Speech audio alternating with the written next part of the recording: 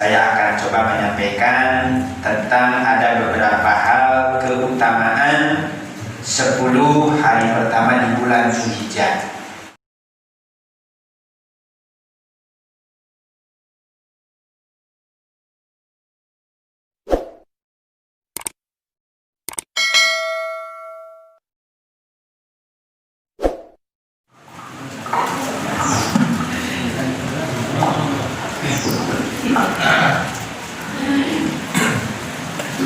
A'udzubillahiminasyaitonirrajim. Bismillahirrahmanirrahim. Assalamualaikum Waalaikumsalam warahmatullahi ta'ala wabarakatuh.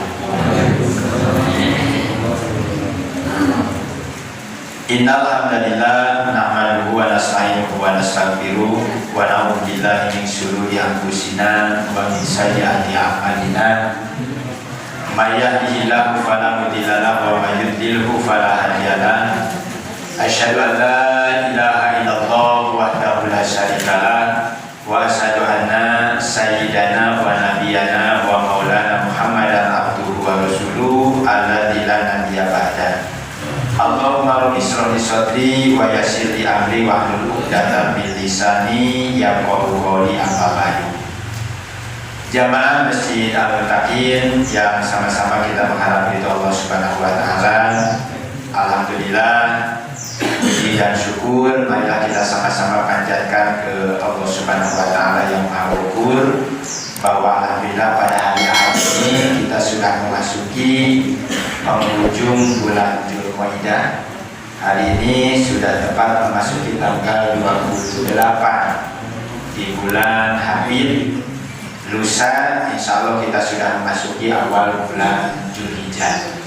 Untuk itu kita bersyukur atas nikmat yang diberikan oleh Allah kepada kita semua, nikmat kesehatan, nikmat panjang umur, terlebih-lebih dengan iman Islam, sehingga sampai hari ini kita masih diberikan kesempatan untuk bisa berkumpul di tempat yang kita cintai, di rumah Allah setelah kita melaksanakan ibadah sholat subuh berjamaah, kemudian dilanjutkan dengan thalabul ilmi. Mudah-mudahan ini menjadi wasilah kita mendapatkan ridho dan pahala dari Allah Subhanahu wa taala. Shalawat dan salam tidak lupa semoga kita curahkan kepada Nabi akhir zaman Habibana wa Nabiyana Muhammad Rasulullah Shallallahu alaihi wasallam. Tahun ini walaupun barangkali untuk kegiatan jamaah haji khususnya dari luar kota Mekah dibatasi dengan masih adanya COVID-19, wabil khusus untuk para jamaah haji dari Indonesia yang seharusnya tahun ini mereka sudah berada di tanah suci, tapi dikarenakan satu dan lain hal, dan ini pun memang semua sudah ada garisan takdirnya di Lauhul Mahfuz itu bahwa pada tahun 2020 itu jamaah haji akan bukan gagal barangkali ya, akan ditunda keberangkatannya. Memang ini sudah ada 1000 tahun sebelum kita lahir itu sudah ada ya, sudah dicatat bahwa tahun sekian jamaah haji itu akan mengalami kegagalan berangkat ya, karena adanya wabah COVID-19 ini. Untuk itu kita doakan mudah-mudahan ini adalah salah satu ujian juga dari Allah untuk mereka ya. Kita mudah-mudahan doakan pada sabar ya, kemudian pada tahun yang akan datang segera Allah bisa memanggil kembali ya saudara-saudara kita untuk bisa menjalankan ibadah haji ke tanah suci. Amin ya Allah ya Rabbal alamin. Jamaah yang saya hormati, pada kesempatan kali ini saya akan coba menyampaikan tentang ada beberapa hal keutamaan 10 hari pertama di bulan Dzulhijjah. Saya sengaja sampaikan sebelum masuk bulan Dzulhijjah, karena ketika nanti Bapak Ibu kita sudah masuk 10 Dzulhijjah, kita sudah tinggal pelaksanaan ya. Salah satu di antaranya saya akan mengutip dari Al-Quran surah As-Saffat.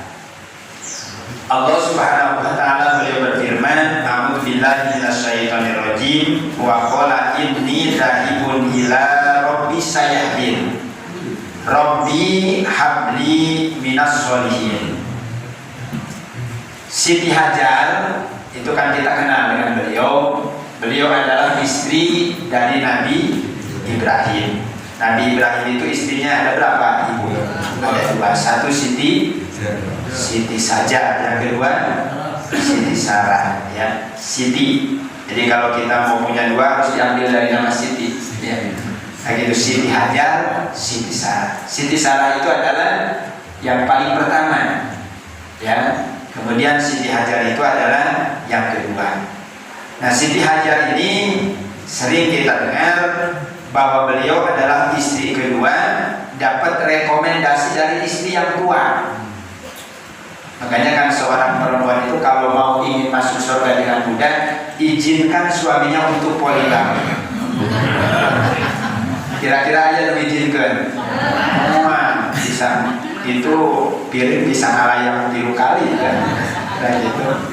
Walaupun jelek petot suami, tetap kalau dua istrinya tidak ridho, ya. Lebih baik pisah karena mati daripada harus pisah karena punya 2 istri, kan begitu, ya. Jadi bisa gitu bahasanya, kita ulangi lagi jemaah. Siti Hajar, beliau adalah istri yang kedua, dapat rekomendasi dari istri yang tua. Kata Siti Sarah, Bang, kalau misalnya Ibrahimnya orang Padang, pasti kan abang dipanggilnya, ya. Abang kan udah nikah dengan saya sudah lama, kata Siti Sarah. Tapi abang belum punya juga keturunan karena sayanya ada masalah. Terus saya, kata Siti Sarah, meminta kepada abang, Bang Ibrahim waktu itu, ya, untuk menikah lagi. Kemudian kata Nabi Ibrahim itu, dengan siapa saya harus nikah? Kemudian, gak usah bingung, saya akan pilihkan perempuannya juga. Dia yang nyuruh, dia yang nyariin. Ya mas, surga benar-benar terbuka lebar buat perempuan seperti ini, ya. Sudah nyuruh, dicariin.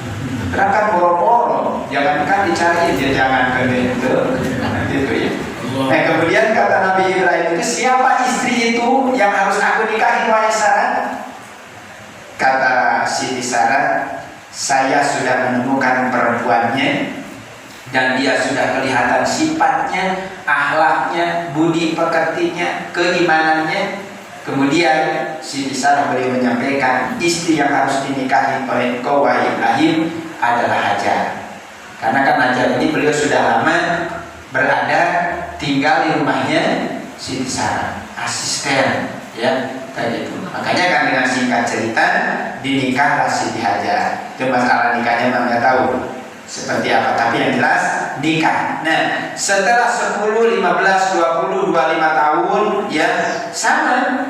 Jadi Siti Hajar ini tidak begitu nikah langsung dapat keturunan, sulit, ya. Sehingga Nabi Ibrahim itu beliau berdoa, Rabbi habli minas solihin, Rabbi inni tahibun ila Rabbi sayahdin. Ya Allah, berikanlah kepada kami pasangan Ibrahim dengan Hajar seorang putra yang soleh. Jadi berdoa. Dengan Siti Sarah lama tidak punya keturunan, nikah dengan Siti Hajar pun tidak punya keturunan, sehingga berdoa terus Nabi Ibrahim itu, ya Allah berikanlah kepada kami pasangan Hajar dan Ibrahim seorang anak yang soleh, ya. Nah setelah berdoa lama tidak juga dikabulkan, keluarlah omongan Ibrahim itu, ya Allah, jangankan cuma sekedar harta, jangankan cuma kambing, domba, sapi, onta, kata Ibrahim itu, seandainya aku dianugerahi seorang anak, kemudian anakku kata Allah harus dipotong, kalau memang ini perintah dari engkau, akan aku laksanakan perintah pemotongan itu. Makanya kan kalimat ini disebut dengan kalimat nada, ya. Gusti, kalau saya punya anak, saking aku cinta kepada engkau ya Allah, kemudian anakku harus dipotong, asal memang ini perintah dari engkau, maka akan aku potong. Dan memang di dalam kitab Juratul Nasim ini Bapak dijelaskan, Nabi Ibrahim itu beliau adalah seorang yang dermawan, kaya, dermawan. Jadi setiap tahun itu dia mengeluarkan unta, sapi, kemudian kambing, ribuan itu dia potong, ya, dia sedekahkan. Nah sehingga dengan sedekahnya itulah pada jimunas manusia itu kaget, Ibrahim ini dermawan amat, apa tidak sayang dengan harta yang begitu banyak dikeluarkan secara cuma-cuma. Nah dengan ada omongan itu dari masyarakat banyak, Ibrahim keluar kalimat tadi, jangankan cuma sekedar harta, kalau aku punya anak Allah memerintah untuk memotongnya, maka aku akan potong anakku itu. Itu ngomongnya ketika Ibrahim belum punya anak. Makanya kan di dalam sejarah dikatakan setelah beberapa tahun dari omongan itu Ibrahim lupa lagi, maka pada tanggal 8, 9, dan 10 Zulhijjah Ibrahim mimpi 3 kali berturut-turut. Apa dalam mimpinya? Kita lihat di dalam surat As-Saffat ayat 102. Ya bunayya inni ara fil manami anni adbahuka fanzur madza tara. Kata Allah, Ibrahim, dulu kamu sebelum punya anak pernah berjanji kalau kamu punya anak kemudian Allah memerintah untuk memotongnya, akan dipotong. Sekarang kata Allah, aku meminta kepadamu Ibrahim, laksanakan cara pemotongan anakmu itu. Sahan itu nggak kepek gak coba. Mimpi orang cara mimpi kalau hasil kan sepaul ya tadi bangun. Ya kok memerintah untuk memotong anaknya. Nah, sehingga dalam Al-Quran dikatakan cara pemotongan itu, dan itu adalah nagih janjinya Allah kepada Ibrahim, karena Ibrahim beliau sudah nazar kepada Allah. Makanya kan pemotongan itu dilaksanakan tepat pada tanggal 10 Zulhijjah. Coba saya mau mereview ulang karena sering disampaikan. Tanggal 8 Zulhijjah itu disebut dengan hari apa, Bapak? Hari apa? Tanggal 8 Zulhijjah disebut dengan hari Tarwiyah. Ulangi lagi, 8 Zulhijjah disebut dengan hari Tarwiyah. Tarwiyah itu hari keraguan-raguan. Kenapa ragu-ragu? Karena malamnya Nabi Ibrahim mimpi, kemudian dia bangun dari mimpi, mengatakan dalam hatinya ini perintah dari Allah atau dari setan. Masa Allah nyuruh anaknya harus dipotong? Tapi kalau dari setan tidak mungkin. Makanya kan dengan keraguan-raguannya itulah disebut tanggal 8 bulan Zulhijjah dengan hari Tarwiyah. Nah, malam yang ke-9 Zulhijjah disebut dengan Yaumu Arafah. Ulangi lagi, 9 Zulhijjah disebut dengan hari Arafah. Kenapa hari Arafah? Pada tanggal 8 malamnya di bulan 9 Zulhijjah Nabi Ibrahim mimpi persis seperti yang pertama. Kemudian dia meyakinkan bahwa perintah pemotongan anaknya itu langsung perintah dari Allah, bukan dari setan. Jadi memantapkan. Arafah, kalau dalam bahasa kita itu Arafah itu hafal, artinya meyakinkan, oh benar ini adalah perintah dari Allah. Nah, kemudian tanggal 10 Zulhijjah disebut dengan Yaumul Udhiyah atau disebut dengan hari pemotongan. Makanya kan dalam 10 Zulhijjah itu 3 kali Nabi Ibrahim mimpi. 8 Zulhijjah Yaumul Tarwiyah, artinya malam keraguan-raguan. 9 Zulhijjah Arafah, artinya meyakinkan. Dan tanggal 10 Zulhijjah Udhiyah, artinya pemotongan Ismail pun dilaksanakan pada tanggal 10 Zulhijjah. Makanya di dalam sejarah, di dalam kitab Bulughun Nas ini dijelaskan, ketika Nabi Ibrahim beliau memotong putranya tidak mempan, itu golok untuk digesekkan ke dalam lehernya Ismail, maka dengan adanya itu Allah menurunkan kepada Ibrahim seekor kibas. Ya, kibas itu kan domba, itu ya, kibas yang besar pengganti Nabi Ismail. Maka saking agungnya, saking asiknya, saking bahagianya antara 3 manusia, Ibrahim, Hajar, dan Ismail, beliau saling rangkul dan mengucapkan kalimat takbir. Allahu Akbar, Allahu Akbar, Allahu Akbar, la ilaha illallah, wallahu akbar, Allahu Akbar, walillahil hamd. Kalimat itu dibacakan sama 3 orang tadi. Ketika digesekkan pisaunya tidak mempan, Ibrahim takbir, Allahu Akbar, Allahu Akbar, Allahu Akbar. Istrinya nyaut, ibunya itu nangis bahagia anaknya tidak jadi, mati. Apa kata istri Hajar itu? La ilaha illallah, wallahu akbar. Kemudian anaknya Ismail yang dipotong selamat. Apa kata Ismail? Allahu akbar, walillahil hamd. Ya, coba mau dibunuh tidak jadi, bersyukur. tiga orang manusia, ibu, bapak dan anak itu saling rangkul. Jadi itu hanya sekilas saja saya sampaikan jemaah, bahwa dalam Quran surat As-Saffat ya, Allah Subhanahu wa taala beliau minta kepada Nabi Ibrahim untuk melaksanakan ajarnya, yaitu pemotongan anaknya yang bernama Ismail. Kita lanjutkan 15 menit ke depan ya.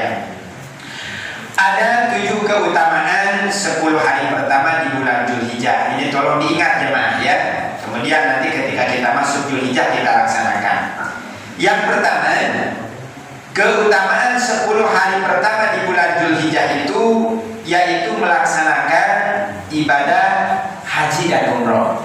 Ya, itu utamanya. Tapi karena memang tadi saya sampaikan untuk tahun ini karena ada kendala, ya, karena ada wabah yang belum selesai, maka ibadah haji dan umroh itu hanya cukup dilakukan oleh orang yang berada di tanah Mekah atau yang sudah termasuk ke dalam zona aman negaranya dalam COVID-19 ini. Yang kedua, keutamaan 10 hari pertama di bulan haji itu, di bulan Dzulhijjah, berpuasa pada hari-hari tersebut atau beberapa hari di antaranya. Ya, mana beberapa hari di antaranya itu bisa ibu melaksanakan puasa itu dari awal. Kan biasanya kalau perempuan lebih rajin. Begitu datang bulan Dzulhijjah, langsung puasa. Ya, kalaupun kita tidak mampu sesuai dengan apa yang dianjurkan, yaitu pada tanggal 8 dan 9. Kalaupun tanggal 8 tidak mampu juga, diusahakan tanggal 9-nya kita berpuasa. Sekarang 28 hari Minggu, besok 29. Berarti 30 hari Selasa ya. Selasa. Nah, tanggal 1 itu hari Rabu. Berarti kalau misalnya Idul Adha itu jatuh pada hari Jumat tanggal 31, berarti puasa Arafah itu dilakukannya pada hari Kamis tanggal 30. Besok kan Kamis yang akan datang ya. Jadi nanti tolong disampaikan, ketika kita tidak mampu melaksanakan puasa sebanyak itu, minimal 8, 9 bulan Dzulhijjah atau tanggal 9-nya bulan Dzulhijjah kita diusahakan untuk berpuasa. Karena kan besoknya kita akan lebaran ya. Jadi ya ini mah barangkali walaupun itu memang termasuknya sunnah, memang ketika orang yang berada di Mekah tidak harus melaksanakan puasa itu. Ketika jamaah haji sedang melaksanakan wukuf di padang Arafah, mereka tidak boleh berpuasa. Tapi untuk kita yang ada di luar kota Mekah, maka disunahkan untuk puasa Arafah 1 hari pada tanggal 9 Dzulhijjah. Nanti sampaikan sama keluarga kita ya. Pokoknya dari sekarang kita ancang-ancang tanggal 9 Dzulhijjah, tepatnya hari Kamis tanggal 30 bulan Juli yang akan datang, kita sama-sama puasa Arafah. Karena besok Jumatnya sudah memasuki hari raya Idul Adha ya. Nah gitu insyaallah. Itu yang pertama. Yang kedua, yang ketiga jemaah, keutamaan 10 hari pertama di bulan Dzulhijjah itu memperbanyak takbir, zikir pada hari tersebut. Punten, kalau hari raya Idul Fitri itu kan kita takbir hanya 1 kali. Tanggal 1 Syawal misalnya, begitu masuk tanggal 1 Syawal maghrib kita takbir. Selesainya itu asar. Kadang supaya bisa minggu takbiran terus gitu ya, karajinan tuh gitu kan. Syawal itu kan hanya 1 hari ya. Masuk tanggal 1 Syawal maghrib, nah kemudian berakhir pada asar tanggal 1 itu. Tapi kalau hari raya Idul Adha, takbirnya itu diawali dari subuh tanggal 9 bulan Dzulhijjah yang disebut dengan Arafah dan berakhir pada tanggal 13 Dzulhijjah. Jadi kalau misalnya di masjid-masjid masih kedengaran orang yang takbir pada bulan haji, berarti itu masih bisa untuk melaksanakan kurban ya. Berarti kalau misalnya nanti kita hari Jumat Idul Adha, Jumat, Sabtu, Minggu, Senin, berarti sampai Senin itu kita masih bisa untuk melaksanakan pemotongan hewan kurban. Kenapa? Karena Senin itu masih termasuk ke dalam hari tasyrik. Nah, pada hari tasyrik ini haram untuk berpuasa. Betul gitu ya? Jadi tidak boleh. Misalnya cepat mati, Ustaz saya mau tanggal 9, arek 10, 11, 12, 13 puasa terus. Cek saya ibu itu lain dengan pahala, doanya malah dosa. Karena pada hari-hari tasrik itu haram untuk melaksanakan ibadah puasa. Kan puasa itu tidak boleh. Satu, ketika hari raya Idul Fitri, Idul Adha, haram hukumnya. Ya, puasa Daud pun kalau Idul Fitri, Idul Adha berhenti. Yang kedua, puasa tidak boleh itu pada hari tasrik. Ya, tanggal 11, tanggal 12, dan tanggal 13. Saya ulangi lagi jemaah ya. Yang ketiga, harus memperbanyak takbir. Ketika masuk tanggal 10 Zulhijjah sampai hari tasrik, perbanyak untuk mengumandangkan takbir. Masih ingat perkataan saya waktu awal Idul Fitri kemarin selesai ya? Takbir itu kan kalimatnya singkat tapi bisa menggugah motivasi semangat kita untuk maju ke depan. Para pejuang kita aja dulu ya, Kiai Haji Jenal Mustafa dulu itu kalau di TPRI itu kan ada film-film perjuangan ya. Siapa itu yang naik ke pagar kemudian jimatnya nempel di pagar kemudian ditembak langsung mati itu ya. Sekarang nggak ada yang itu ya, walaupun itu filmnya bohong barangkali, tetapi para pejuang-pejuang Islam itu ketika dia akan maju ke medan perang melawan penjajah itu, teriakan yang dikeluarkan dari mulut untuk memompa semangat itu adalah kalimat takbir. Allahu Akbar. Coba kalau takbir itu dibacakan kita sampai merinding gitu.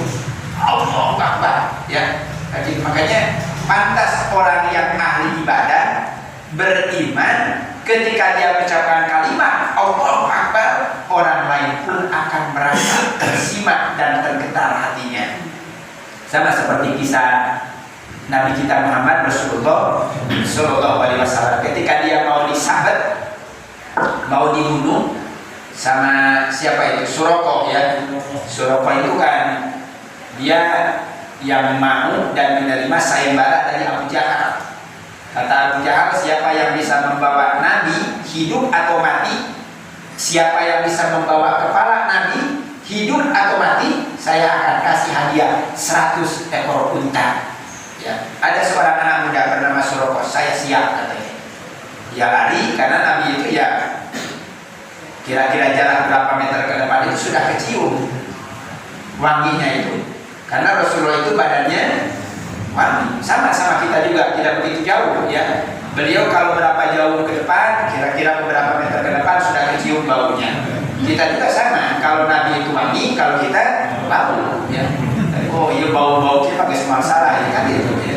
Jadi hanya beda-beda sedikit ya. Kalau Rasulullah itu minyak kasturi, semakin banyak tetesan keringat yang keluar dari badan Rasul, wangi. Kita mah bikin orang mabok ya. Coba kita sholat ini ditemani ulah kali gitu ya. Maka penting namanya sholat subuh terutama mandi dulu biar bersih ya. Ulangi. Nah, Suroko ini ketika dia mau dibahas jatuh ya, terperosok kudanya tepat di hadapan Rasul. Rasul tahu bahwa ini anak muda itu akan membunuh, diangkat oleh Rasul, ditolong ya. Kemudian kata Rasulullah, "Hei Suroko, sekarang kalau kamu tebas di leher kamu, siapa yang akan memberikan pertolongan?" Suroko dia jawab, "Kalau tidak engkau wahai Rasulullah, siapa lagi?" Tapi ketika Rasulullah beliau mau dibunuh, Rasul cuma mengatakan begini, "Wahai Nabi, wahai Muhammad," kata Suroko, "kalau kamu saya bunuh, siapa yang akan menolong kepada kamu?" Dengan tenang Rasulullah beliau menjawab, "Allah." Ucapan Allah diucapkan oleh orang yang ahli ibadah, imannya hebat, hubungan dengan Allahnya bagus, mampu menggetarkan lawannya. Ayo orang menggoro-goro siapa yang menolong Allah kalau orang ngadeh gitu ya. Dan itu karena ya kita mah kosong kalimat Allahnya itu karena hubungan kita dengan Allah masih jauh. Tapi kalau kalimat Allah dibaca oleh orang yang dekat dirinya dengan Allah dengan ibadah, maka mampu menggetarkan lawannya. Oke, ulangi lagi Bapak Ibu ya. Yang pertama, perbanyak melaksanakan haji dan umroh. Yang kedua, berpuasa pada hari-hari tersebut atau pada tanggal 8, 9 bulan Zulhijjah. Yang ketiga, memperbanyak takbir. Perbanyak takbir, perbanyak zikir, perbanyak istighfar di bulan Zulhijjah. Yang keempat, keutamaan 10 10 hari pertama di bulan Dzulhijjah itu bertaubat dan menjauhi kemaksiatan. Ya.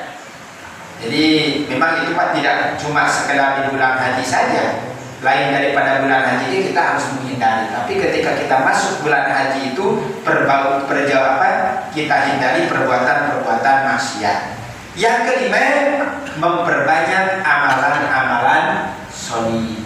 Ya, nah gitu. Kalau misalnya amalan sholih itu kan baik yang berhubungan dengan Allah ataupun yang berhubungan dengan sesama manusia. Berhubungan dengan Allah yaitu amalan-amalan ibadahnya, sholat, puasa, ya, baca Quran. Dengan sesama manusia membantu, apalagi di zaman yang katanya sekarang ini sulit, tapi alhamdulillah kita tidak merasakan sulit. Ya, kayak gitu alhamdulillah. Yang katanya kata orang itu sekarang ini lagi sulit, ya. Tapi saya cek ternyata di yang keadaan seperti ini sulit, tapi orang yang beli hewan kurban banyak, ya. Bahkan beli itu cepat warna. Tidak itu anu murah, yang mah tunggu dewa ya. Padahal termasa COVID-19. Saya bilang Om Nawan udah banyak kambing yang laku banyak katanya. Biasa lalu tikungan di balik detik itu. Jadi tiap pembeli tanya ada yang besar. Kalau ada dia beli, kalau nggak ada dia balik lagi. Ternyata tidak ngaruh ya. Alhamdulillah. Makanya saya sampaikan lagi kepada jamaah, kita ini harus berbuat baik terutama dalam kondisi sulit. Surat Al-Imran ayat 134 yang kemarin disampaikan sama Ustaz Taufik itu, alladzina yunfiquna fis sarra'i wad dharra. Kalau kita memberi ketika kita lapang, ketika orang lain lagi punya, itu biasa.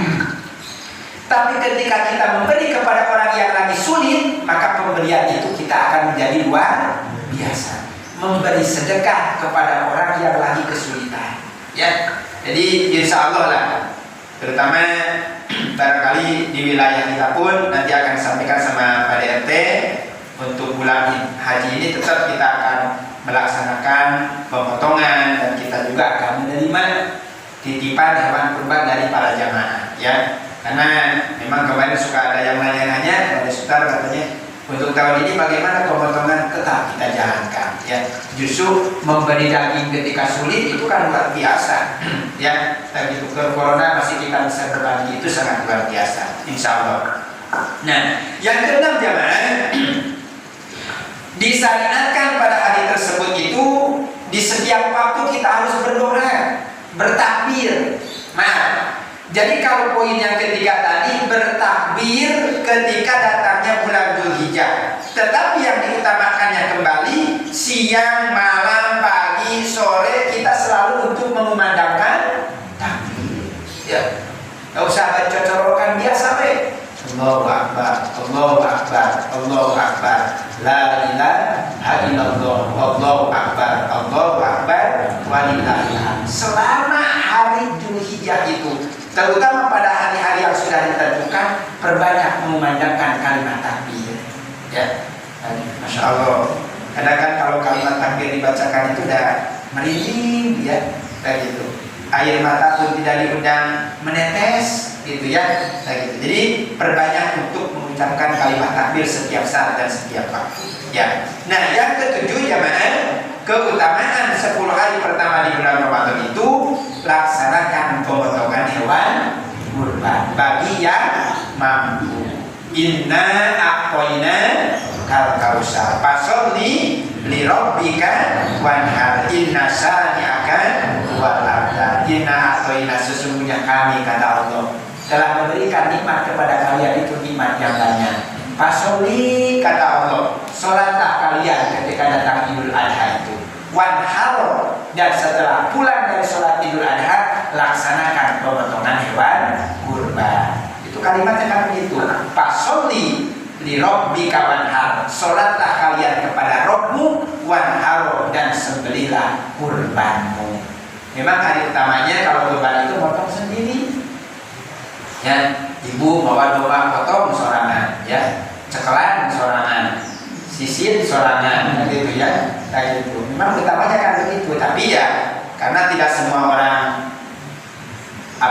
siap untuk motong. Kadang motongnya ada yang bisa, tapi tidak siap untuk melihat darahnya, gitu ya. Makanya kan Kalau zaman Rasul kan begitu, bahwa gigi potong ya. Tapi kalau kita tidak bisa untuk memotong sendiri, bisa dititipkan pemotongannya kepada orang lain ya. Hanya pemotongan hewan kurban itu dilakukan setelah kita selesai melaksanakan sholat Idul Adha. Dan yang ke-8 jamaah melaksanakan sholat Id secara berjamaah sekaligus dengan mendengarkan khutbahnya. Cuma ini kadang-kadang nih, yang kalau kita melaksanakan Idul Fitri, Idul Adha di lapangan itu, ya kadang-kadang ketika setelah selesai sholat jamaahnya sudah bubar. Karena Idul Fitri, Idul Adha itu beda dengan Jumatan. Kalau Jumatan orang melaksanakan khutbah dulu baru sholat, jadi tidak ada kesempatan dia untuk bubar duluan. Tapi kalau Idul Fitri, Idul Adha, apalagi sholatnya di lapangan, begitu sudah selesai sholat Idul Adha atau Idul Fitrinya, ketika khutbah masih bicara dia pulang duluan. Kesopan kan begitu. Ya. Ya kan bikin kamu konsentrasi ya. Dulu pangkulan begitu naik nanti balik karena itu kan jadi perhatian. Makanya culamu ngomong gitu kan. Menanya kajian bilang pulang dulu sholat daripada dari bikin masalah. Ya coba aja Bapak, kalau Bapak kita kan merasakan lah. Kalau ada orang yang lagi sholat, dia di depan begitu khotib naik. Ya walaupun memang sholatnya sudah selesai, dia pulang duluan, konsentrasi kita jadi buyar. Diturutan ku anak-anak pemajikan Nabi luan ya. Akhirnya ada yang kenapa balik kan gitu ya. Makanya usahakan walaupun Idul Adha sholatnya sudah selesai, tetapi mendengarkan khutbah pun kita harus dengarkan. Satu memang dapat pahalanya, yang kedua juga menghormati kepada orang yang sedang khutbah. Itunya makanya saya sampaikan kembali, laksanakan sholat Idul Adha itu dengan berjamaah, kemudian laksanakan dan mendengarkan kalimat khutbahnya. Kan kalau khutbah Idul Adha itu, Idul Fitri, Idul Adha ada berapa takbiran gitu Bapak? Udah ada yang pernah hitung? Kalau khutbah itu Allahu Akbar, Allahu Akbar, Allahu Akbar, berapa takbir itu? 7. Itu kalau sholat, kalau khutbah. Kalau sholatnya 7 rakaat pertama 7 kali, kalau sholat rakaat kedua berapa kali? 5. Kan gitu ya. Kalau khutbahnya, kalau Jumat, kalau untuk khutbah pertama itu 9 kali, kalau khutbah yang keduanya berapa kali? 7 kali. Kan itu udah diingatkan gitu ya. Kadang kesebaran kali milu Idul Adha masih gak hafal kene gitu. Terperhatikan Ustaz, kadang saya kisah sok nanya deui ya. Kalau Ustaz tahu pikir kok di seberapa kali takbir bisa lobat deui, bisa kuat deui gitu ya. Padahal ada zaman malahnya bisa ngitung ya. Cuma kadang sok aya oge tah, ya sok perhatian hitung gitu ya. Kalau itu salah, kalau itu dulu dia langsung ngomong, tadi takbirna kurang hiji apa cek kurang hiji mama tadi omongkeun. Itu lain mah ingat gitu ya. Tapi kadang-kadang ya itu tadi kekurangannya masuk ingat ya. Cara ceramah kalau candaannya mah sampai rumah ingat. Tapi lamun isinya mah kalau artinya lawang pantuk ya kok deui kan gitu. Makanya itulah penyakit kita itu jamaah ya. Jadi saya kembali lagi, ketika nanti datang Idul Adha, kita laksanakan sholat Idul Adha. Dan setelah sholat Idul Adha, kita laksanakan pemotongan hewan kurbannya. Dan mohon izin barangkali pada RT dan saya sampaikan juga kepada jamaah dari Margotila, karena jamaah saya itu agak maksa barangkali sedikit untuk tahun ini. Punten bisa saya sampaikan di Masjid Margotila, di Masjid Al-Mutakin, katanya ingin ada pelaksanaan sholat Idul Adha karena itu kan sunat ya. Kalau kemarin-kemarin saya sudah sampaikan juga sama Pak DRT, Pak DRT juga sudah bilang ke Ketua DKM di Margotila, kalau untuk Jumat ini ya kami melaksanakannya selama COVID saja, selama belum aman 100%. Tapi kalau sudah aman 100% dinyatakan, saya dan seluruh jamaah barangkali akan mengembalikan lagi ke Margotila. Tapi kalau untuk tahun ini, karena jamaah banyak yang meminta untuk Idul Adha, katanya ingin melaksanakannya di Al-Mutakin. Jadi saya sampaikan di sini kepada para jamaah, insya Allah barangkali pada Jumat tanggal 31 Idul Adha di Masjid Al-Mutakin akan kita laksanakan. Ya sambil pilih ya barangkali nanti kalau misalnya udah aman kan Jumatnya ke sana lagi. Jadi pengen biasa juga tidak namanya orang lebih 10 orang kalau ditolak kamu kartu power oke kan gitu ya. Dan gitu, makanya udah nanti saya sampaikan kepada RT.